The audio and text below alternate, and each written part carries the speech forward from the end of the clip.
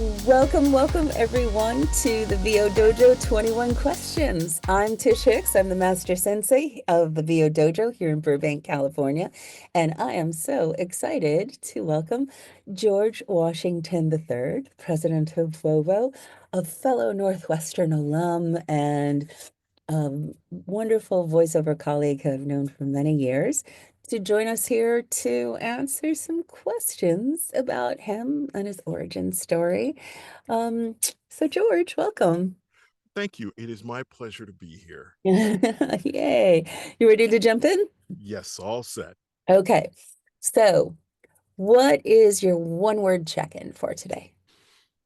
My one-word check-in for today is fluttery. Fluttery. It is fluttery. There's just a lot of different spaces that I have to be in today in a relatively short amount of time, as far as voiceover and self-care and financial and organizational, just a bunch of things. I'm like, okay, let's see if we can make this happen. There you go. Like fly like a butterfly. Yes, ma'am. Here, there, and there. Good. Where are you from? I am from Kankakee, Illinois. Oh, that's right. So Cool. I am from an hour south of Chicago. Cool. I'm like, now I'm like, oh, do you know? Probably. Yeah. Where do you live now? I live in Pineville, North Carolina, which is a suburb in between Charlotte and South Carolina. That's right. And what would we know your voice from? Let's see. You would know me if you have been to the National Museum of African American History and Culture and used their app before that kind of went the way of the dodo, but I was there for the opening of that. That's cool. Yeah, probably it's really amazing. You might know me if you play a couple of video games, DC Universe Online. I am John Stewart, Green Lantern. I'm this guy. Oh, you got an action figure. An action figure, right? Which I'll tell you, one of the proudest moments as a voice actor is being able to play a character you know and love. Yeah. And so that is a great thing. And see anything else. Oh, if you've heard in the last couple of years the come on, George, Fireball Whiskey, I'm the Dragon Man. So I do that. Very cool. Lots of genres, lots of voices in the world that make a difference. That's cool. That's kind of cool. all over the place. Yeah, because now more than ever we need to be drinking whiskey, so that's good. Yeah. How long have you been doing voiceover? This would be year 23. Woo, shake it up, girls. That's good. And who is your current team? And I'll let you define what that means. Well, on the voiceover side, my team is largely myself. I haven't been using assistants or anything like that. On the family side, my team is my wife Janan, our kids who come from different experiences. So my children are Jordan, Grace, Naomi, and Ella, and her children are Tenna and Owen. Oh my goodness. Yes, so that's a lot. Yeah, a whole lot, and none of them live here largely. And then on 𝗨𝗏, I have a tremendous team of 12 other people on the board who are helping me get the organization in line and moving in a good direction. So I would name them all, but I don't want to take up all. No, that's good. And do you have representation that's on your team?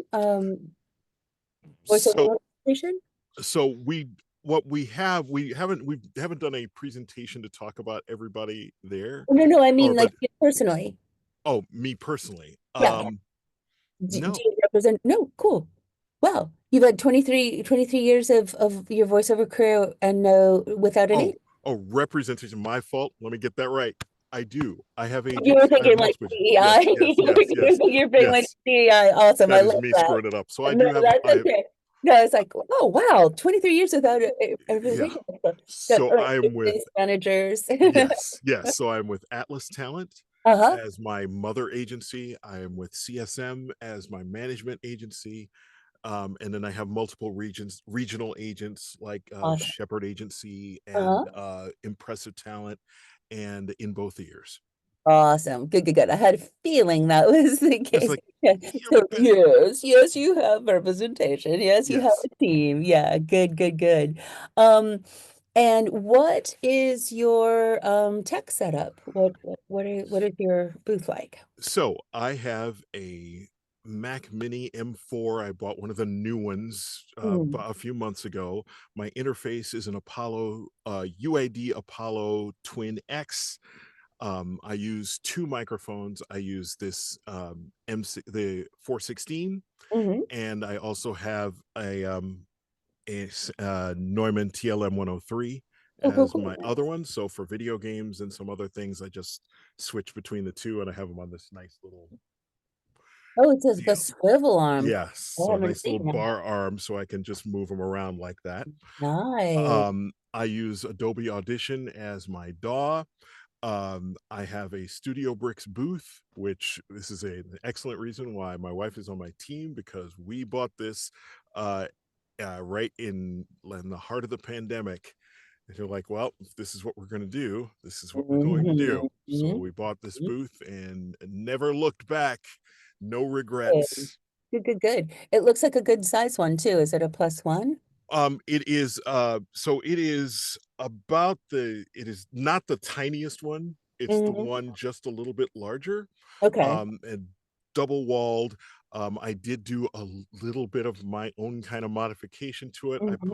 I put bass traps directly behind me, Hmm. and I also padded the door because there's a Okay. big, big glass Good. door right Yeah, there. I'm right, like, you right. know what?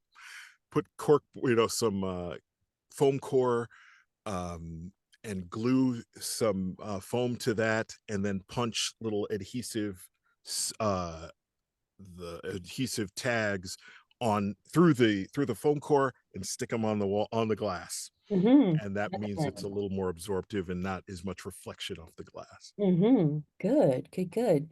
And so those are the mics in the setup that you have now. When you started, did you have a different mic or did you go straight Oh to yes.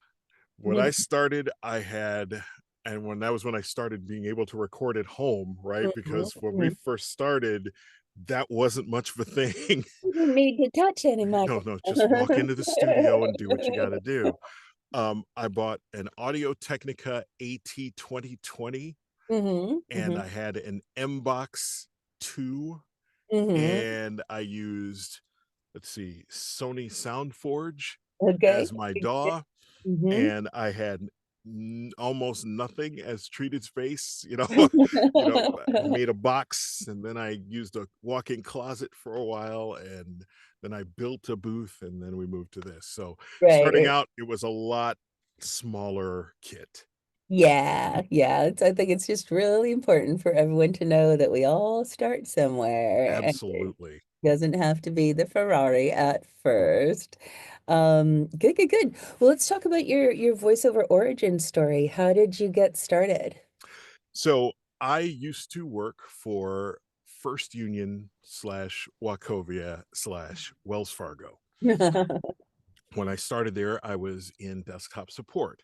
And one day, and this is one of the favorite part of the story, I got on an elevator in the building I work in with Elizabeth Taylor. Okay, so not the Elizabeth Taylor, but George Oh, Washington and Elizabeth Taylor were in an elevator. right. And The third and not yes, the. exactly. And she asked me if I would like to host videos for that division of the bank.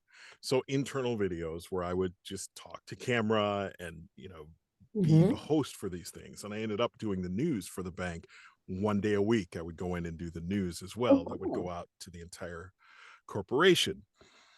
One day they said, we need you to go down to Concentrix Music and Sound Design and record the voiceover for this. And I went in and I did it. And I said, I think this is better. Right? Right? And, they said, "Well," I said, "How do I do this? What do I do for this?" And again, this was 2002, right? And Mhm. so it was a lot different world for trying to find that kind of And training where were you living? Were you in Charlotte. in Charlotte? Okay. Charlotte. And so, this is coming out, I have a music degree. And so, performance is not a problem. I had just never had this opportunity. And they Mhm. said, well, pull some scripts together and we'll make your demos and we'll do it. So for 6 months, I went and practiced and found scripts, and I came back with the scripts and we recorded a commercial and and a narration demo. And they said go to a couple of local places, other local studios, and Procom and Sunspots. And that's where I started, was doing work for those people. And Mhm. I was still a full-time employee. I was very lucky in that I had a manager who, after some discussion, understood where I was coming from. At the time, I was also singing with Opera Carolina in the chorus with small roles and things like that. And all of that told me that I wanted to find a way to make a living with my voice rather than being an IT technician. Yes. Yeah. And my manager said, as long as you get your work done, I don't care what you do. And Oh, so, that's fantastic, the yes, flexibility, yeah. absolutely. And that is just one thing I know that a lot of people don't have and don't recognize, don't realize how Mhm, important that mhm, is. Because I would have to leave. I'd have to go during the day to do recording sessions. mhm, And that was before we all had, um, Source Connect, and mhm, ISDN was prohibitively expensive, so you had to go to the studio if you were going to do it. So that's 25 minutes to drive there, however long the session is, 25 minutes to get back to work. mhm, And I stopped being a manager during that time so that I could be a mhm, solo contributor and do what I wanted to do. And mhm, that lasted until I was let go during the financial crisis in 2009. mhm, They brought me back as a contractor multiple times. I was still voicing, though. I was still trying to build on the career. Um, it got to the end of the last time they brought me in as a contractor. I said, you know what, I can't. mhm, I can't do this anymore. And mhm, I had started teaching at the Connecticut School of Broadcasting in Charlotte, and I was the campus director. And I started doing part-time television, so I was being a part-time traffic host. So I'd go oh my on, goodness, a wow. guy would call me and say, "George, I'm gonna be out. I'm gonna be out on Thursday and Friday. Can you cover me?" So I'd have to get up at 3 in the morning You're a and substitute traffic right, and be substitute guy. traffic host Yeah. and, do that. And finally, when I left the bank and I was only, working for the school, I was trying to commit more and more to voiceover. And Mhm, it took until the pandemic, and both of my parents passing in May and June of 2020, when I said, "This is what I've got to do. I've got to go mhm, after this full time." And it has worked. It has taken a while. I mean, I started in 2002, and I didn't go mhm, full time until 2020. mhm, But things have gone well. I've had a lot of great opportunities and gotten a chance to do the things that I want to do. I mean, I tell people sometimes this feels like pretend, right? mm, Right. mhm. And here I'm reading scripts today. That's what I Yeah, do for a living. yeah. But now that you've taken the leap to, I mean, obviously life things happen. Do you ever think, "Oh, what if I had taken the leap earlier?" Or do you think everything happens in just the right time? In this instance, I think it all happened in the right time. Mhm, I've been through, family situations and things like that. And this was the right time, the right opportunity, um, mhm, the right partnership, to be able to commit to this as my mhm, full-time gig. It's another mhm. thing that I tell beginners is you and your partner need to be on the same page about what this Right. means. That's why So it's great when we talk about your team. You said right straight up, your yeah. family is part of your team. Yeah. Yeah. Um, you mentioned meeting Elizabeth Taylor in the elevator. Is there another moment that you would say was your big break, or how do you look at things like big break? It So that exists. I would say there's not really a big break. There's big jobs. There's cool Mhm. jobs that say this is something that, maybe always wanted to do or things like that. Um, but it's a continuum, right? Mhm. Mhm. As you get better and you increase your networking and your representation, you have better opportunities, and those opportunities grow and grow. And yeah, sometimes there's going to be that one thing that's like, wow, look at that massive thing that happened.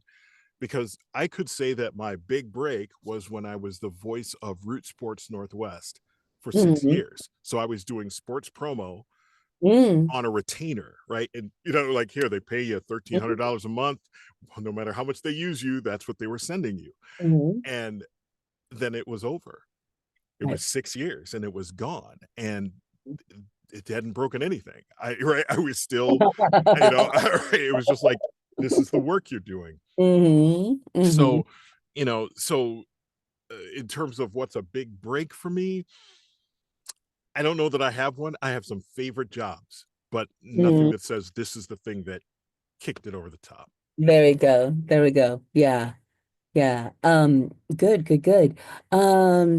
What would you say are the top three ingredients in your success? Um, Persistence Hmm. is number one. Um, Learning to accept training was number two. Hmm. And being willing to take whatever came, right? For at the very beginning and through the mid part of where I started is, if you're going to get paid to do it, do it. Hmm. Right? Hmm. Um, I did not have space to be picky.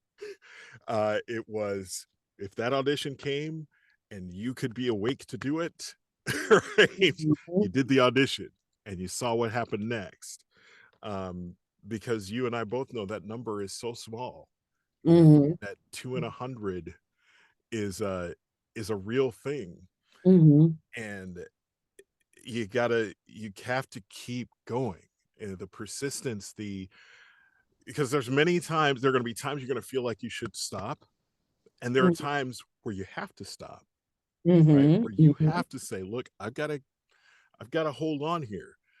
During that time in 2020 when my mother was very ill, and then and it was during COVID, and then my father was very ill, and then I got sick from him. There is nothing else to be done but survive. Exactly. Right.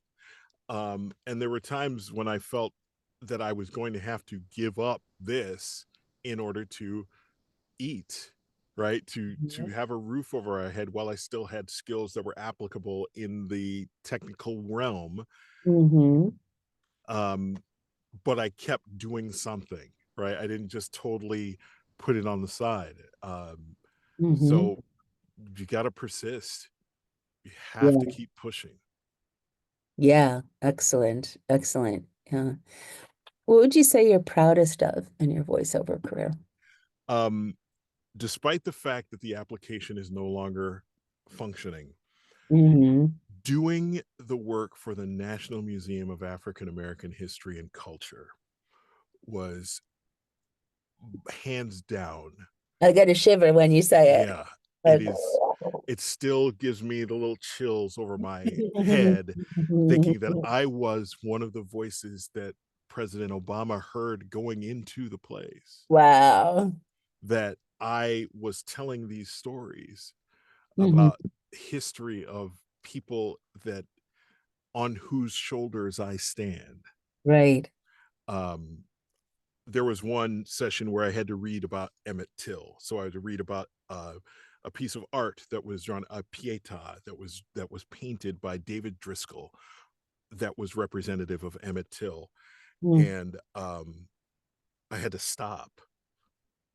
because it was so emotional to to realize what happened. And I know, you know, times get tough and we struggle with things, but my parents were alive then.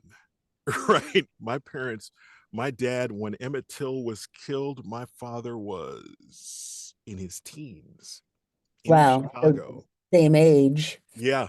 Yeah. So Could this happen is, to you. Yeah. At any yeah. moment. Yeah. And Wow. to be a part of that living history. Hmm. um I don't know how many people know it took over 100 years to get that museum built. 100 years, because people didn't think there was value in an African American history museum. I know it's more important than ever. Yeah. Yeah. And I was Yeah. a part of it, even though you can't find it anymore. What We, happened to the app? It was just a technology shift, or yeah, it was a technology shift, and they decided to not support it anymore, and so it's just gone, and they may have do gone a you have the different direction. recordings? Do I have a few of them. you, I have a few of them mhm. still. Yeah. So it's, and I would point out, one of the great things about that job was it I got it through networking. I got it because a friend of mine was already doing the Spanish work, and they asked, "Do you know somebody?" And they said, "Yes." That is brilliant. Yes, absolutely. So yeah, that's it's one of the reasons that I tell people, you got to get to know other people. Hmm. It's not just going to be all work related, but that particular person, 𝗨𝗏𝗄𝗧 𝗏𝗏, I have Uh-huh. known since I met her at FAFCON in 2012, Wow. and we meet every week. So Mhm. it's just the value of meeting people in the industry and making connections with other folks who do what you do. um it's it's hard to measure. That's very powerful. That's very powerful. Now, on the flip side, what's your biggest fear or challenge in your voiceover career? So for me, and I know that this happens to a lot of people, it's one of my biggest challenges is integrating coaching into my performance, And because you mentioned accepting training as one yes, of your yeah, ingredients, but it sounds like there's some part of you that let's say, I got it or something like yes, that. But yeah, interesting. Say more. very much so. There's Yeah. a part of me that wants to reject it Mhm. because I think I know it. But there's a conscious part of me that says you clearly don't. Right? Right? But it's an unconscious part of me that resents it. And I have been working to get myself past that, because Mhm. without it, I'm still doing the same reads I did 10 years ago. Right, right, right. Right? And that isn't good enough. Right? You're different and the market's different. Absolutely. Right, yeah. I'm 10 years older. My voice is different, right? Hmm. Our voices change with age, and mine Right. is definitely changing. I know I don't have the top end I used to have, neither in Hmm. voice, speaking, or singing. So I Right, have to adjust, and I have to get coaching in how to make those adjustments. right. And our perspective has changed. Hmm. You've been through so much more than you had 10 years ago. You, Absolutely. yeah, that's really powerful. There That, was, I speak of a moment when another job where they said you need to, where it's like, it's talking about the future you want for your children. And I was coming out of a divorce, hmm, and I'm looking at this text and going through the copy and talking about the future I wanted for my children. And it's overwhelming, right? And I get to the end of it, and they say, "That was great. That was the best I've ever heard." And I'm in the booth, crying, because I have a that's the perspective that I brought to that particular thing. And it's something I hmm, tell new people is, it isn't just the quality of your voice, it is what perspective you're bringing to that copy. hmm, And you've got to go find that perspective in your life, not just in hmm. what you hear in your ears. Right, right, right, right. Yeah. Yeah, that's at the dojo.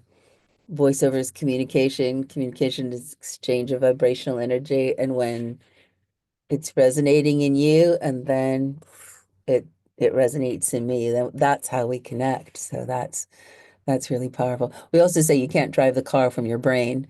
True, You got to true. drive it from your heart and your gut. Otherwise, you're just Hmm. Yep. sitting in the driver's seat going, Yeah, for me, the way I put it is you have to get to the point where things that are processes become reflexes, Ooh, yeah. right?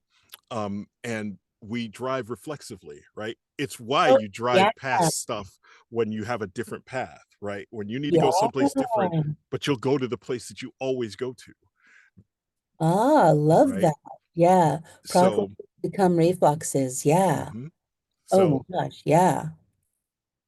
Yeah, that's good. That's good. We could move on that one. Yeah, yeah. It's like being a fighter too. Like you're here, mhm, but when you're in the ring, yeah, that's mhm. great.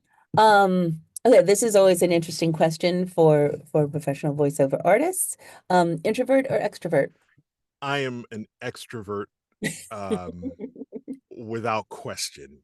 Hmm. Uh, you know, growing up, I was the ki- I was I went to a very tiny grade school. So my 8th grade class was 9 girls and 7 boys. Oh my goodness, that's Yeah, tight. yeah, tiny. And then There's when I went to families high that school, are bigger. yeah, I went to high school, my high school class was 130. Oh wow. So, yeah, so we were tiny, it was always small, but going from my grade school to my high school was like the world opened because it wasn't just these same people that I've been going to school with since 1st grade. And so I started DJing, I was in plays, I did musicals, I was Teen Angel and Johnny Casino in Grease. I did all those kinds of things, and so I'm an extroverted person who sometimes tends to get maudlin, which is not great, right? Right. An extrovert who is looking for energy from externally and can't get it, Mm, not sometimes that doesn't work out, right? So right, that's why I right. end up being a depressed freshman in college. But there you go. Interesting. And you That's know where you walk, right? You're walking along lakes on the lake, and you're like, right. oh God, Yep, yep, yep. My son's coming back to Chicago for college, and I'm like, the Lake Shore is your therapist. Just yes.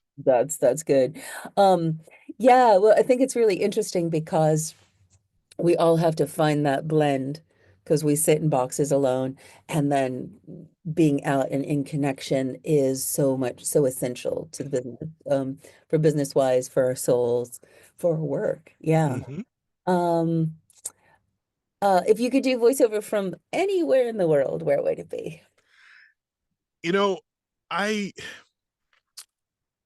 it's funny, I don't care.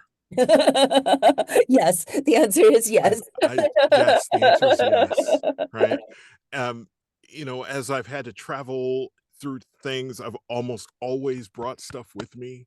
So, Mhm. like, I was in Hawaii a few years ago and I had booked out, but somebody didn't get it. They're like, "Hey, can you do this real quick?" I'm like, "Oh, here I am," Yeah, in a Hawaii hotel doing it.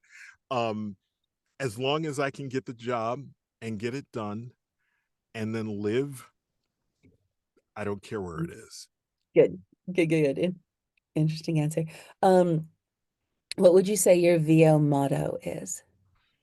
Um, okay.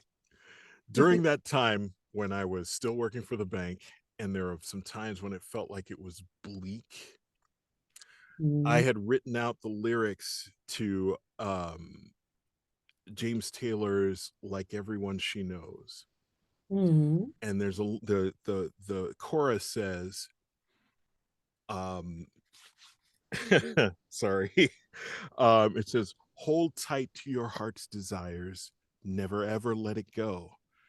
Don't let nobody fool you into giving it up too soon. Tend your own fire, lay low and be strong. Wait a while, it'll come along." Yeah, it's on that's New Moonshine. You should listen to it. that's what gets you through. Yep, yep. Yeah. That So I that mean, it's what I needed. I mean, it was, when you are answering phone calls and fixing people's computers remotely when what you want to be doing is getting copy down and reading those things and working with people. Mhm. It was a struggle, but I had to write it down, and I was just just a couple of days ago, I'm listening. Okay, here it is again. Yeah, Sitting. wow. And that its music is even powerful because we can see when we write things, we see it visually. When we write things, it goes into our body with our hands. But when it's music, then it's in that's Oh like yeah, that's like an IV of inspiration. That's absolutely. And the James Taylor baritone that almost everybody loves, right? right, right, right. Right. So it Almost everybody loves just it. Yeah. it just does Yeah. it for me. So Yeah, that's great. Now, yeah, I'm just thinking about also at that crucial time. There's a time before we start that the yearning is one thing, but then there's that middle part where we've had a taste and we know what it is, and we need to do this still. That it's yeah. like the next, like, okay, we've got this. So Oh I just yeah. have an image of that. Yeah. Now what is a VO day like for you? Now, we were just talking about all the spheres of responsibilities and leadership Mhm. and giving back that we do. But what is a typical VO day for you now? So I have been constantly saying, here's the thing you need to be doing every day.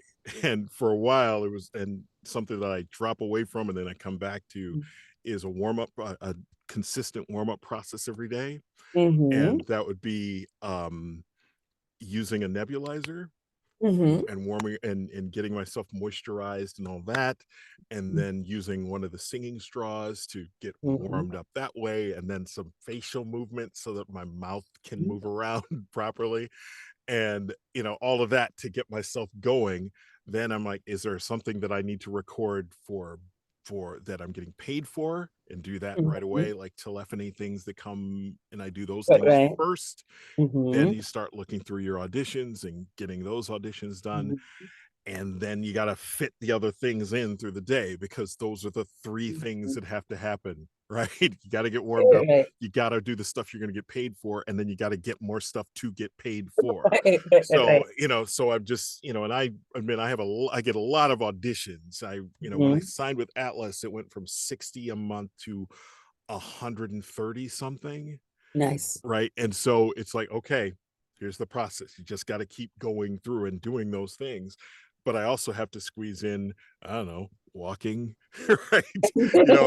Buddy, yes. Making dinner, since I'm the one who is at home. So I got to Right, get right. dinner in and things like that. But generally, that is my day. I freely admit I have done a not so great job of marketing. Mm, Um, but I'm doing okay. It's one of those, should I spend more time marketing? I'll get to that one day. But right. I have plenty of representation, which gets me Hmm. opportunities. Right. And I do have some direct people that I work with on a regular basis. Hmm. So I'm not in bad shape. And that's the power of 23 years. Yeah, Yeah. exactly. And relationship building. Yeah, that sounds like a lovely day. And then you also do stuff for Wovo. How does Yes. that fit into your So it's been interesting. Wovo has taken up an increasingly large section of my time in the last few months, as we are rebuilding the organization and getting ourselves started with some new initiatives, as we're kind of reforming ourselves into a peer-to-peer learning, accountability, and support organization for voice actors. Basically, the only one in the industry that does it with that at the core. And Mhm. so we've been coming up with new plans and coming up with new things to talk about it. I was working on a video that I made about one of our new programs that we're getting ready to launch, and just editing in here. Oh, yes, I need a link for registration. Oh, might as well put a QR code in there too. And just trying to make all that stuff happen so that our members find interesting things to do and Mhm. helpful things for their career, and we attract additional membership, as people learn that kind of core thing of, we have to help each other, right? And that is, what I'm trying to build Wovo about. And so it has taken on an increasingly large section of my time when like when this, like you wake up dreaming about something that Yep. had to do with it. You're like, I could be dreaming about anything else. Right. And here I am dreaming about a productivity tool for the organization. Yep. Stepping into So leadership. Yeah, and WOVO is World Voices dot yes, yeah, organization. World yes, it Voices, is world-voices.org on the web. world-voices.org. Awesome. Yes. Good. And last question. Knowing what you know now, what would you say to yourself at the beginning of your voiceover journey? I would say work harder to get coaching. Mm. um for me, and as I said, in the beginning of my career, um the options for remote coaching were very few and far between. Mm-hmm. And living in North Carolina, not in a traditional media hub, um Mm-hmm. it was very difficult. And I was, at the very beginning, I was literally going off what I knew already. Right, Mm-hmm. right. And and that was very little. That was, knowing how to perform, but not Mm-hmm. necessarily how to be a voice actor. Right. Right. And I would have said, you need to get to where you can get actual coaching in the thing you want to be doing Mm. sooner rather than later. Interesting. Good. Yeah, that's powerful. Well, George, I know you got a lot on your plate today. I'm so glad to get to ask ask the questions and get to know you and a little bit about your journey. And then we'll be really excited to have you join us for Ask the Sensei, and we'll be able to answer everybody's questions. But thank you for bringing your heart and your heart and you're smart and um yeah, it's really great to be with you. Well, thank you for asking me to do this. This may seem kind of self-centered in a way, and I always hate it when I sound self-centered. This is the kind of thing I want to do, right? Yeah. I want to be able to talk to other people about what I do and what my organization does, Hmm. and impress upon people who are newer in the business that this is a lot harder than you may have thought when you first got started, but it is Hmm. not impossible. Yep. Right, you have resources available to you, you have people out there who are willing to help you, there are companies and groups that want to be there for you. You've got to go find them, but they're Hmm. there. Yeah, that's what I say around here at the dojo. It's not easy, but it doesn't have to be hard. Exactly. Definitely not easy. So, yay. Well, all right, my friend. We'll be excited to see you at the Ask the Sensei. Thank you so much. Looking forward to it, and thank you for having me.